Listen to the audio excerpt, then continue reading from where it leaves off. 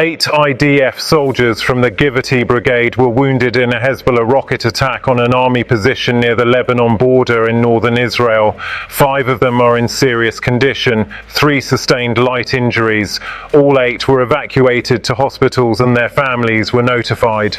Among the lightly injured is the son of Israeli Finance Minister Bezalel Smotrich. Smotrich's office confirmed the information Friday. The minister did not issue a public statement about his son's condition beyond the confirmation. The Friday incident is the 3rd Hezbollah anti-tank attack on IDF soldiers in southern Lebanon in 4 consecutive days.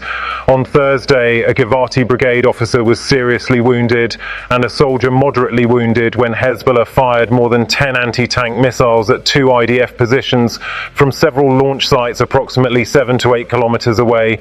Both were evacuated to Rambam Healthcare Campus in Haifa. On Wednesday, 2 soldiers from the 401st Armoured Brigade were moderately wounded by anti-tank missile fire during operations in southern Lebanon. The cumulative toll from Hezbollah anti-tank fire over those 4 days is 12 IDF soldiers wounded, 5 seriously, the rest moderately or lightly. Hezbollah issued a statement Friday morning saying it had initiated a series of operations targeting Israeli sites and bases along the border. The group has been releasing video statements throughout the week showing rocket and drone launches toward Israeli positions. Pro-Hezbollah social media accounts claim Friday's attack killed Israeli soldiers and destroyed military vehicles. The IDF confirmed no fatalities from the Friday incident. The IDF's confirmed statement listed 8 wounded only, with no fatalities and no vehicle losses confirmed. The ground context for Friday's attack matters. Israeli forces entered southern Lebanon on Tuesday, March 4th, the day after Hezbollah fired rockets and drones at Israel for the first time since the November 2024 ceasefire. Defense Minister Israel Katz authorized ground forces to advance and seize additional command areas in Lebanon on Tuesday, stating the objective was to prevent attacks on Israeli border communities. The IDF deployed 3 divisions across southern Lebanon, the 91st Galilee Division in the eastern sector, the 146th Reserve Division in the western sector, and the 210th Bashan Division at the Mount Dov area.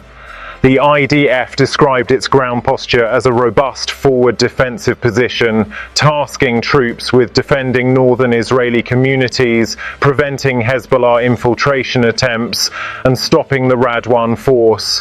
Hezbollah's elite unit trained specifically to conduct cross-border raids into Israeli territory from attacking. According to Israeli Channel 12 News, Radwan fighters were ordered to join the fighting and attempt to block the advance of Israeli tanks in southern Lebanon. Hezbollah entered the current war on Monday, March 2nd, 4 days after Khamenei was killed on February 28th. Its stated reasons shifted in the days that followed. Initially, Hezbollah said the attack was in response to Israel's killing of Khamenei. It subsequently issued statements saying the attacks were in response to Israel's continued military presence and airstrikes in Lebanon since the November 2024 ceasefire. The IDF has been conducting airstrikes on Hezbollah targets across Lebanon since Monday. A security official estimated approximately 60 Hezbollah operatives were killed in Lebanon on Thursday alone. The IDF confirmed the killing of Zaid Ali Jumar near Beirut on Wednesday. Hezbollah's firepower management commander and head of artillery in southern Lebanon, who oversaw the launch of thousands of rockets and drone strikes from Lebanese territory into Israel. The Israeli Navy separately struck and killed Wassim Atala Ali in the Tripoli area of northern Lebanon on Thursday.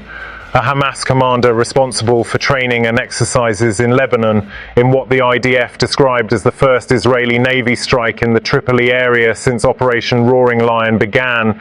The IDF on Wednesday ordered all Lebanese civilians to evacuate north of the Litani River.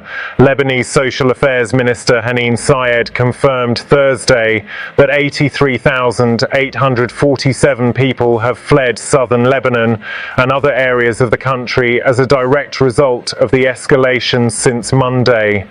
The Lebanese Health Ministry confirmed the cumulative death toll from Israeli strikes on Lebanon since Monday stands at 123 killed and 683 wounded. French President Emmanuel Macron called on Hezbollah to cease fire toward Israel and called on Israel to refrain from ground intervention or large-scale operations on Lebanese territory.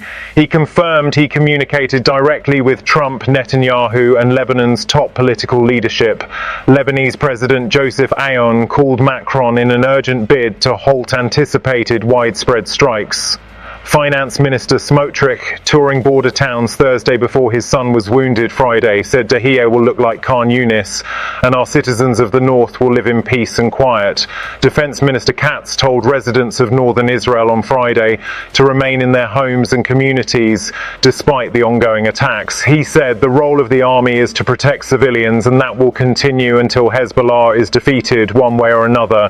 The IDF said officials assess Hezbollah may expand its attacks after already launching continuous drone and rocket fire toward northern communities throughout the week, with some strikes reaching further south than border areas. Hezbollah issued a warning in Hebrew ordering residents of Israeli towns within 5 kilometers of the border to evacuate, a direct mirror of the IDF's own evacuation warnings issued to Lebanese civilians. Israel confirmed it is not evacuating northern border towns. The Friday attack on the Givati Brigade position is a single incident in a ground campaign that is now 4 days old, in a war that is now 7 days old.